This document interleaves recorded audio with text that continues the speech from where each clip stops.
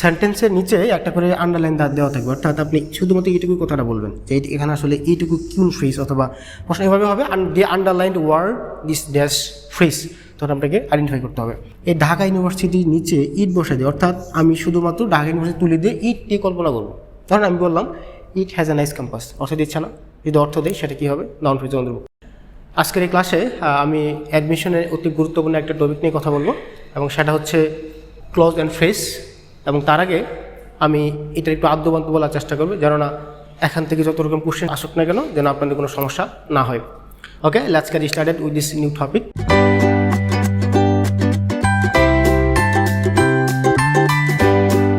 আমরা আমাদের আলোচনার বিষয় হচ্ছে এই গ্রুপ অফ ওয়ার্ডস। এই গ্রুপ অফ ওয়ার্ডসকে আমরা মূলত দুইটা ভাগে ভাগ করেছি, একটা হচ্ছে ফ্রেজ এবং একটা হচ্ছে ক্লজ। এই ফ্রেজ শব্দের আবিধানিক অর্থ হচ্ছে শব্দগুচ্ছ, এবং ক্লজ শব্দের আবিধানিক অর্থ হচ্ছে বাক্যাংশ। এখন এই শব্দগুচ্ছ, এখানে গুচ্ছ শব্দটা নিহিত আছে, তার মানে হচ্ছে এখানেও এই গ্রুপ অফ ওয়ার্ডস নিহিত আছে, এবং এই ক্লজ শব্দের ভিতরে বাক্য কথাটা উল্লেখ আছে। আপনারা জানেন একটা বাক্য কখনো একটা ওয়ার্ড দিয়ে হয় না, অর্থাৎ বাক্য হতে গেলে অ্যাটলিস্ট 2 থেকে 3টা ওয়ার্ডের প্রয়োজন হয়। তার মানে এই বাক্যের ভিতরেও আমরা গ্রুপ অফ ওয়ার্ডসের সমন্বয় দেখতে পাচ্ছি। ওকে, এই ফ্রেজ এবং ক্লজ চিনার কিছু শর্ট টেকনিক হচ্ছে, ফ্রেজের ভিতরে ফার্স্ট কন্ডিশন হচ্ছে এখানে 2 বা ততোধিক ওয়ার্ড থাকবে, এবং নাম্বার 2 শর্ত হচ্ছে এখানে সাবজেক্ট এবং ফাইনাইট ভার্ব একসাথে থাকবে না। আমরা একটু ছোট্ট টেকনিক সাথে লিখে নিয়েছি। একটা হচ্ছে একসাথে সাবজেক্ট প্লাস ফাইনাইট ভার্ব একসাথে থাকবে না, এবং ক্লজের ক্ষেত্রে কী বলছি, সাবজেক্ট প্লাস ফাইনাইট ভার্ব একসাথে থাকবে। অর্থাৎ যখনই কোনো একটা বাক্যের ভিতরে আমরা সাবজেক্ট এবং ফাইনাইট ভার্ব একসাথে থাকবে না যখন দেখব, সেটা হবে ফ্রেজের অন্তর্ভুক্ত, আর যখন সাবজেক্ট প্লাস ফাইনাইট ভার্ব থাকবে সেটা হবে ক্লজের অন্তর্ভুক্ত। তার আগে আপনারা সবাই জিজ্ঞেস করতে পারেন যে ভাই ফাইনাইট ভার্ব বলতে কী বুঝি, প্লাস নন ফাইনাইট ভার্ব বলতে কী বুঝি। আমরা একটু ছোট্ট উদাহরণের মাধ্যমে জেনে নিই। এই ভার্ব মূলত 2 প্রকার, একটা হচ্ছে ফাইনাইট ভার্ব, আর নাম্বার 2 হচ্ছে নন ফাইনাইট ভার্ব। ওকে, এই দুইটার অর্থ হচ্ছে, ফাইনাইট শব্দের অর্থ হচ্ছে সম্ভাব্য ক্রিয়া, আর নন ফাইনাইট শব্দের অর্থ হচ্ছে অসম্ভাব্য ক্রিয়া। ওকে, সো এইগুলার সংজ্ঞা নিয়ে কথা বলে অনেক বেশি বড় হয়ে যাবে। তার আগে আমি একটু ছোট্ট টিক্সের মাঝখানে বোঝা দিতে যাচ্ছি যে আসলে কোনটা ফাইনাইট ভার্ব আর কোনটা নন ফাইনাইট ভার্ব। দেখেন, এই ফাইনাইট ভার্বের সহজ সংজ্ঞা হচ্ছে আপনি পুরোপুরি টেন্স চিনতে পারবেন, টেন্স চিনতে পারা যায়। আবার এই নন ফাইনাইটের শর্ত হচ্ছে স্পেসিফিক কোনো টেন্স চিনতে পারা যায় না। ওকে, একদম সিম্পল হিসেব। আমি বললাম যে ফাইনাইট ভার্ব চেনার উপায় হচ্ছে আপনি সহজে টেন্স চিনতে পারবেন বা টেন্স আইডেন্টিফাই করতে পারবেন, আর নন ফাইনাইট ভিতরে আপনি কোনো টেন্স চিনতে পারবেন না। সে ফর এক্সাম্পল, ধরেন আমি একটা ওয়ার্ড লিখলাম, এই যে গোয়িং একটা ওয়ার্ড, আমি যদি আপনাকে সভাপতি কোশ্চেন্স করি এই গোয়িং শব্দের কোন টেন্স হবে আপনি বলতে পারবেন? অনেকের মাথার ভিতরে এটা আসতে পারে যে ভাই যে এখানে যেহেতু গো শব্দের সাথে আইনজি যুক্ত আছে, তার মানে এটা একটা কন্টিনিউয়াস টেন্স হতে পারে। কিন্তু আমরা জানি কন্টিনিউয়াস টেন্স মূলত 6 প্রকারের। একটা হচ্ছে আপনার present continuous tense, past continuous tense, আবার present perfect continuous tense, past perfect, এইভাবে ফিউচারের ক্ষেত্রে আমরা 2 প্রকার কন্টিনিউয়াস টেন্স দেখতে পাচ্ছি। অর্থাৎ সর্বমোট আমাদের 6 প্রকার কন্টিনিউয়াস টেন্সের অবলোকন আছে, কিন্তু আমরা স্পেসিফিকলি কোন টেন্স এটা বলতে পারছি না। বাট যখন আমরা এই গোয়িং শব্দের পূর্বে ইজ অথবা ওয়াজ অথবা শ্যাল বি উইল বি বসাবো, তখনই কেবলমাত্র আমরা স্পেসিফিকলি বলতে পারবো। অর্থাৎ ধরি আমি যদি ইজ গোয়িং শব্দটা বলি, তখন কিন্তু আপনি অবশ্যই বলতে পারেন হ্যাঁ ভাই এটা প্রেজেন্ট কন্টিনিউয়াস টেন্স, কারণ এর সাবজেক্ট অথবা অবজেক্ট আপনি যেটাই বসান না কেন সেটা অবশ্যই প্রেজেন্ট কন্টিনিউয়াস টেন্সের ভিতরেই পড়বে। অর্থাৎ এই ইজ গোয়িং শব্দের কিন্তু ফাইনাইট ভার্ব, এটা কী হয়ে যাবে তখন ফাইনাইট ভার্ব হয়ে যাবে।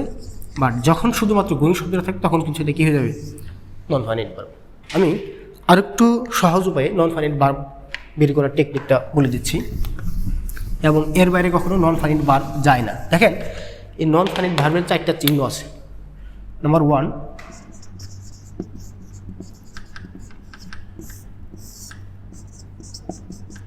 V+1, ভার্বে V3, having plus V3, আরেকটা হচ্ছে ইনফিনিটিভ। অর্থাৎ এই 4টা প্রসেস আপনি যখন কোনো একটা বাক্যের ভিতরে দেখতে পাবেন, প্রত্যেকটা অংশই নন ফাইনাইট ভার্বের অন্তর্ভুক্ত।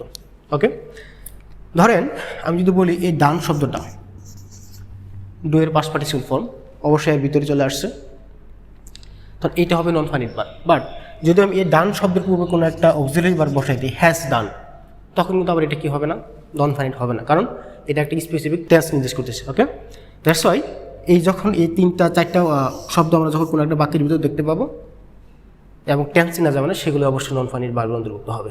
ওকে, এটা হচ্ছে আমাদের প্রাথমিক আলোচনা। আমরা এখন ক্লজ এবং ফ্রেজের ভিতরে যে কোনো একটা বিষয় নিয়ে বিশদ আলোচনা করব, কারণ দুইটা বিষয় নিয়ে কথা বললে কী হবে, লাস্টে আপনারা দুইটাকে এলোমেলো করে ফেলবেন, সহজে বুঝতে পারবেন না। দ্যাটস আমরা চাচ্ছি যে কোনো একটা করে বিশদভাবে আলোচনা করার পরে যেন আমাদের এখানে কোনো কনফিউশন না থাকে এবং সকল ধরনের বিভ্রান্তি দূর হয়ে যায়। তো আজকে আমরা মূলত ফ্রেজ নিয়ে কথা বলব। তা আমরা বললাম ফ্রেজ শব্দের অর্থ হচ্ছে শব্দগুচ্ছ, এবং এই ফ্রেজ এবং পার্টস অফ স্পিচের একটা মৌলিক পার্থক্য আমি একটু দেখাই, কারণ এই দুটো ফুলি প্রায় সমানতালীয় ব্যাপার। পার্টস অফ স্পিচ, দেখেন এই পার্টস অফ স্পিচ শব্দের অর্থ হচ্ছে পদপ্রকরণ এবং এই ফ্রেজ শব্দের অর্থ হচ্ছে শব্দগুচ্ছ। এটির সাথে পার্টস অফ স্পিচ এবং ফ্রেজের ভিতরে একটু মৌলিক অনেক সিমিলারিটিস আছে, কিন্তু একটু পার্থক্য আছে। সেটা হচ্ছে দেখেন বাক্যের, আমরা জানি বাক্যের অন্তর্গত প্রত্যেকটি অর্থবোধক ওয়ার্ডকেই পার্টস অফ স্পিচ বলা হয়। আবার এদিকে ফ্রেজের ক্ষেত্রে কি হয়, যে বাক্যের অন্তর্গত গ্রুপ অফ ওয়ার্ডসের অর্থবোধক যে সাইনটা থাকে সেটা আপনার ফ্রেজের অন্তর্ভুক্ত। যেমন আমি যখন একটা ওয়ার্ড লিখি, ধরেন আমি বললাম ঢাকা, এটা একটা কি, অবশ্যই আপনি বলবেন একটা পার্টস অফ স্পিচ, কারণ এটা একটা নাউন নির্দেশ করতেছে। যখন আমি বলবো ইউনিভার্সিটি, তখন এটাও একটা পার্টস অফ স্পিচ। আর যখন আমি ঢাকা ইউনিভার্সিটি দুটো একসাথে বলবো, তখন কিন্তু এটার পার্টস অফ স্পিচ থাকবে না, তখন এটা কী হয়ে যাবে, তখন এটা আপনার ফ্রেজের অন্তর্ভুক্ত হয়ে যাবে। ওকে, তাহলে আমরা সহজ ভাষায় বলতে পারতেছি যে বাক্যের অন্তর্গত প্রত্যেকটি অর্থবোধক চিহ্নকে আমরা পার্টস অফ স্পিচ বলবো, আবার বাক্যের অন্তর্গত প্রত্যেকটা অর্থবোধক বাক্য but A group of words থাকবে, তখন সেটা কী হয়ে যাবে, তখন সেটা ফ্রেজের অন্তর্ভুক্ত হয়ে যাবে। ওকে, তাহলে পার্টস অফ স্পিচ এবং ফ্রেজের ভিতরে মিল আছে এবং প্রকারের ভিতরে দিক থেকেও মিল আছে। তো পার্টস অফ স্পিচ হচ্ছে আমাদের মূলত 8 প্রকার, আবার এই ফ্রেজ কিন্তু আবার 7 প্রকার। কেন দেখেন, আমরা মূলত প্রথম শর্তই ছিল আমাদের গ্রুপ অফ ওয়ার্ডস থাকতে হবে, কিন্তু পার্টস অফ স্পিচের একটা প্রকার বেঁধে হচ্ছে প্রোনাউন। প্রোনাউন কিন্তু আমরা যত কিছু বলি না কেন, দেখেন আমরা কত প্রকার প্রোনাউন জানি, আই, উই, শি, হ্যাঁ, অনেক কিছু প্রোনাউন আছে। এই প্রোনাউনগুলো কিন্তু কখনো দুই বা ততোধিক ওয়ার্ড মিলে কখনো একটা প্রোনাউন হয় না। দ্যাটস ওয়াই এটাকে আমরা ফ্রেজের ভিতরে অন্তর্ভুক্ত করতে পারি না। এইটা ব্যতীত আসলে 7 প্রকার পার্টস অফ স্পিচ মিলে যায়। কেমন, দ্যাটস ওয়াই আমরা বলতে পারতেছি যে ফ্রেজ কত প্রকার, মূলত 7 প্রকার। তো এখন আমরা একটা করে আলোচনা করার চেষ্টা করব। Number 1, noun phrase.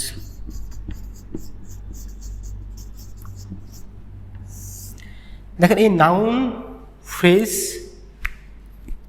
ফ্রেজ এবং নাউনের ভিতরে মৌলিক পার্থক্য হচ্ছে পরিচয়গত দিক থেকে, আর কিছু পার্থক্য নেই। অর্থাৎ নাউন যে সমস্ত জায়গায় বসবে, নাউন ফ্রেজও ঠিক সেই সমস্ত জায়গায় বসবে। কীভাবে, ধরেন আমি যদি বলি যে her crying face looks nice, I know what to do। দেখেন আমি 3টা সেন্টেন্স লিখেছি এখানে আলাদা আলাদাভাবে। নাম্বার 1 ছিল Dhaka university has a nice campus. Number 2, her crime face looks nice. এবং নাম্বার 3 হচ্ছে I know what to do. এখানে এই ফ্রেজের ভিতরে হচ্ছে আপনার কোশ্চেন্স কীভাবে আসবে সেটাও একটা বড় ব্যাপার। একটা কিন্তু ফুল সেন্টেন্স লিখছিলাম, এটা কিন্তু এভাবে দেওয়া থাকবে না, অর্থাৎ সেন্টেন্সের নিচে একটা করে আন্ডারলাইন দেওয়া থাকবে। অর্থাৎ আপনি শুধুমাত্র এইটুকু কথাটা বলবেন যে এখানে আসলে এইটুকু কোন ফ্রেজ, অথবা প্রশ্ন এভাবে হবে the underlined word this dash phrase, তখন আপনাকে আইডেন্টিফাই করতে হবে। দেখেন এই অংশগুলো বিভিন্ন রকমের বইয়ের ভিতরে আপনার বিভিন্ন রকমের সংজ্ঞা, সাবজেক্ট হিসেবে বসে, অবজেক্ট হিসেবে বসে, কমপ্লিমেন্ট হিসেবে বসে, এই সমস্ত ওয়ার্ডগুলো হলে আমরা এগুলোকে ফ্রেজ বলি। বাট এই সমস্ত জানার পরে আপনাদের পরীক্ষার ভিতরে কি এত সময় থাকবে যে কোনটা সাবজেক্ট হিসেবে বসলো, কোনটা অবজেক্ট হিসেবে বসলো, কোনটা কমপ্লিমেন্ট হিসেবে বসলো? তো এই সমস্ত কথা বলতে গিয়ে আমাদের অনেক সময় ভুল হয়ে থাকে, এবং আমরা অত স্বল্প সময়ের ভিতরে এত সময় পাইও না কথা বলার জন্য। দ্যাটস ওয়াই আমরা অতি সহজ উপায়ে একদম সিম্পলি জেনে নেব কীভাবে আমরা নাউন ফ্রেজ বের করতে পারি। আমি আপনাদের বলবো পরীক্ষার ভিতরে এই আন্ডারলাইন ওয়ার্ডের নিচে আপনি ইট বসাবেন। কী বসাবেন আপনি?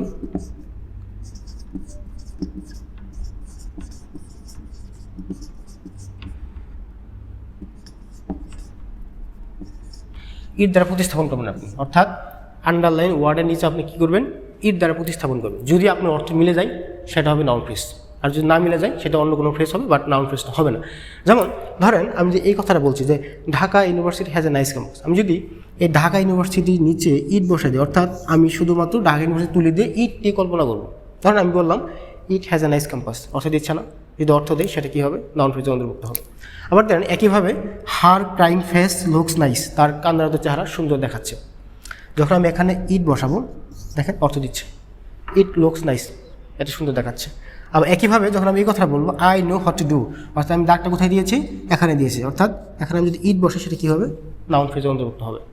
তাহলে প্রথমত ফ্রেজ চেনার প্রথম 3টা উপায় আমি আবার বলে দিচ্ছি শুরু থেকে।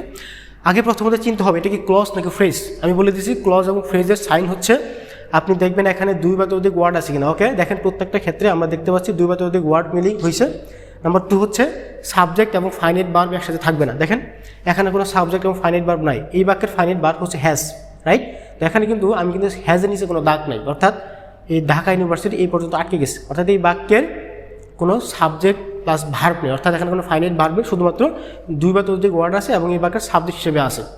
ওকে, সো আমরা প্রথমত বলতেছি যে এখানে 2 বা ততোধিক ওয়ার্ড থাকবে, প্রথম শর্ত। নাম্বার 2, এখানে কোনো ফাইনাইট ভার্ব থাকা যাবে না। যদি ফাইনাইট ভার্ব থাকে তখন আমরা ক্লজের দিকে চলে যাব, যেহেতু নাই তার মানে আমরা ফ্রেজের ভিতরেই থাকবো।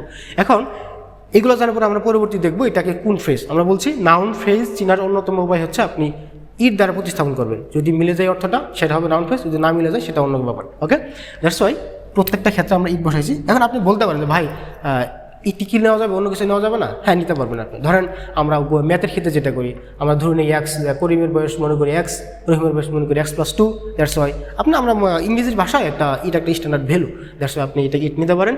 ওকে, আপনি চাইতে পারেন এক্স ইউজ করতে পারেন, যে X has a nice compass, no problem. X looks nice, no problem. X I know, X it's not a matter, আপনি কখন দিয়ে প্রকাশ করতে পারেন, এটা আপনার ইচ্ছা অনুযায়ী হবে। ওকে, দ্যাটস ওয়াই সহজ ভাষায় বললাম। তাহলে ইট দ্বারা প্রতিস্থাপিত হলেই সেটা হবে নাউন ফ্রেজ, না হলে অন্য ব্যাপার নিয়ে আমরা কথা বলবো। ওকে, এখন এই নাউন ফ্রেজের একটা শাখা আছে, আমরা শাখা নিয়ে একটু কথা বলি। এই নাউন ফ্রেজ 2টা শাখা হচ্ছে, একটা হচ্ছে আপনার জারান ফ্রেজ, একটা হচ্ছে ইনফিনিটিভ ফ্রেজ। ওকে, নাউন ফ্রেজের কটা শাখা? 2টা শাখা। নাউন ফ্রেজের 2টি শাখা, একটা হচ্ছে জারান ফ্রেজ। দেখেন এই জারান কথাটা আমরা যে বলি অনেকে কিন্তু জিরান বলে, এখন আসলে জিরান কোনো শব্দ নেই, ঠিক আছে। এই জিরান শব্দটা আসল উচ্চারণ হবে জারান। যেমন সে ফর এক্সাম্পল আমরা এই শব্দটা আমরা প্রতিনিয়ত ভুল করে থাকি, এগুলো ভুল করা যাবে না। কেমন এটা আসলে মূলত প্রিপোজিশন কোনো শব্দ নেই, এটা কি উচ্চারণ করতে হবে? প্রেপোজিশন। কী করতে হবে? Preposition, right. That's why just like that way এই জারান শব্দকে কখনো জিরান বলা যাবে না, এটা কী বলতে হবে? Jaran preposition, Jaran phrase. কেমন? নাম্বার 2 হচ্ছে ইনফিনিটিভ ফ্রেজ। নাম্বার 2 কি? ইনফিনিটিভ ফ্রেজ, কারণ এই 2টাও নাউনের অন্তর্ভুক্ত। চলেন 2টা উদাহরণের মাধ্যমে আমাদের ক্লিয়ার করা যাক ব্যাপারগুলো।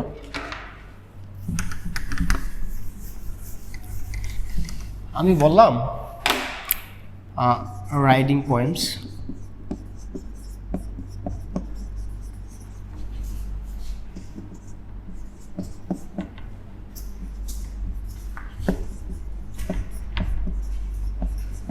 নম্বর 1 আন্ডারলাইনটা এখানে, আবার 2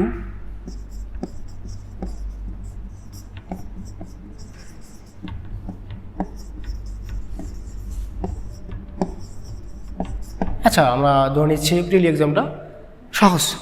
আচ্ছা এখানে আমি দাগটা দিলাম এই জায়গায়, ঠিক এই জায়গায়। Okay, so writing poems is not an easy task. Number 2, to qualify prelim exam is easy. দেখেন এই বাক্যে মূলত আমরা বলছি writing poems is not an easy task. Number 2, to qualify prelim exam is easy. দুটো অংশে এখানে রাইটিং পোয়েমসের নিচে দাগ দেওয়া আছে এবং দ্বিতীয় অংশে টু কোয়ালিফাই প্রিলি এক্সাম এই জায়গায় দাগ দেওয়া আছে। তা প্রথমত আমাদের বের করার প্রয়োজন একটা ফ্রেজ নিয়ে ক্লোজ। আমরা অবশ্যই দেখতে পাচ্ছি এখানে কোনো ফাইনাইট ভার্বের আশেপাশে কোনো সংস্পর্শ নেই, দ্যাটস ওয়াই এটা ফ্রেজের অন্তর্ভুক্ত। নাম্বার 2 হচ্ছে এটা কি ফ্রেজ, আমরা মূলত নাউন ফ্রেজ নিয়ে কথা বলছি। এবং নাউন ফ্রেজ কেন আমরা দেখেন প্রথমত বলছি ইট দ্বারা প্রতিস্থাপন করেন, দেখেন তো হয় কিনা। It is not an easy task, no problem অর্থ দিচ্ছে। আবার ইট ইজ ইজি, এটা সহজ, এটা অর্থ দিচ্ছে। অর্থাৎ নাউন ফ্রেজ এটা আমরা শিওর হয়ে নিলাম। এখন আমরা বলছি যে নাউন ফ্রেজে 2টা প্রকারভেদ আছে। আমাদের কোশ্চেন্সের ভিতরে আপনার অপশন আসতে পারে যে জারান ফ্রেজ এবং ইনফিনিটিভ ফ্রেজ, তখন আমরা কী করবো সেটা নিয়ে একটু কথা বলছি। দেখেন এই নাউন ফ্রেজ যদি, অর্থাৎ নাউন ফ্রেজ যদি আপনার জারানের মতো হয়, জারান মানে কি? জারান মানে হচ্ছে V1 + ing যখন বাক্যে নাউনের মধ্যে কাজ করবে সেটা হবে জারান ফ্রেজ। আবার বাক্যে 2 + V1 যখন নাউনের মধ্যে কাজ করবে সেটা হবে ইনফিনিটিভ। ওকে, দ্যাটস ওয়াই এই বাক্যে যেহেতু 2টা ওয়ার্ড আছে, 2টা ওয়ার্ডের ভিতরে আমাদের প্রথম অংশটা V1 + ing দ্বারা শুরু হয়েছে, অর্থাৎ আমাদের জারান্ডের শর্ত সেই শর্ত অনুযায়ী চলে এসেছে, দ্যাটস ওয়াই এটাকে আমরা জারান্ড ফ্রেজে বলতে পারি। কি বলতে পারি এটাকে আমরা? জারান্ড ফ্রেজে বলতে পারি। আবার দ্বিতীয় বাক্যে আমরা দেখতে পাচ্ছি 2 + B1 বাক্যের প্রথমে যুক্ত হয়ে ইনফিনিটিভের মতো ব্যবহার হচ্ছে, দ্যাটস ওয়াই এটাকেও আমরা ইনফিনিটিভ ফ্রেজ বলতে পারি। কেমন? তবে একটা ব্যাপার আছে, পরীক্ষার ভিতরে আমাদের এভাবে কোশ্চেন্সটা আছে। ধরেন আমি 4টা অপশন দিলাম, এটা দিয়ে আমি 4টা অপশন দিলাম। নাম্বার 1 দিলাম নাউন ফ্রেজ, নাম্বার 2 দিলাম জারান্ড ফ্রেজ, নাম্বার 3 দিলাম, জাস্ট লাইক দ্যাট অ্যাভেলেবল আমরা দিয়ে রাখলাম। আমরা দুইটার ভিতরে একটু দেখার চেষ্টা করি। এখন কথা হচ্ছে আপনি কোনটা দিবেন। দেখেন এইটার ভিতরে কিন্তু আপনি জারান্ড ফ্রেজও বলতে পারেন এটাকে, আবার নাউন ফ্রেজও বলতে পারেন। এখন কোশ্চেন হচ্ছে আপনি কোনটা দিবেন। তার আগে আমি একটা গল্প বলে নিচ্ছি। ধরেন আমরা ক্লাস 8 অথবা 9-এ একটা ইসলাম শিক্ষা বই পড়েছিলাম যে সকল রাসূলই নবী কিন্তু সকল নবী রাসূল নয়। তেমনিভাবে আমরা এটা বলতে পারি সকল শিক্ষকই ছাত্র কিন্তু সকল ছাত্র শিক্ষক নয়। অর্থাৎ যেটা গুরু তাকে আগে প্রাধান্য দিতে হবে, যেটা শিষ্য তাকে পরে প্রাধান্য দিতে হবে। কেমন? দ্যাটস ওয়াই এই জায়গায় দেখেন নাউন ফ্রেজ এবং জারান্ড ফ্রেজ দুই রকমের ব্যাপার, কিন্তু মেন উদ্যোগটা কিন্তু নাউন ফ্রেজ, অর্থাৎ এই নাউন ফ্রেজ থেকেই কিন্তু জারান্ড ফ্রেজের সৃষ্টি। ওকে, দ্যাটস ওয়াই যখন এখানে নাউন ফ্রেজ এবং জারান্ড ফ্রেজ উপস্থিত থাকবে দুইটাই, তখন আমরা অবশ্যই নাউন ফ্রেজ লাগাবো। আর যখন নাউন ফ্রেজ থাকবে না, জারান্ড ফ্রেজ থাকবে, তখন আমরা জারান্ড ফ্রেজকে প্রাধান্য দেবো। কেমন? তেমনইভাবে আমরা আরও একটা উদাহরণ দিই। ধরেন এই ইনফিনিটিভের ক্ষেত্রে একই ব্যাপার, যদি আমরা এখানে নাউন ফ্রেজ থাকে এবং সাথে আপনার এই ইনফিনিটিভ ফ্রেজও থাকে, তখন আমরা কাকে প্রাধান্য দেব? ইনফিনিটিভ।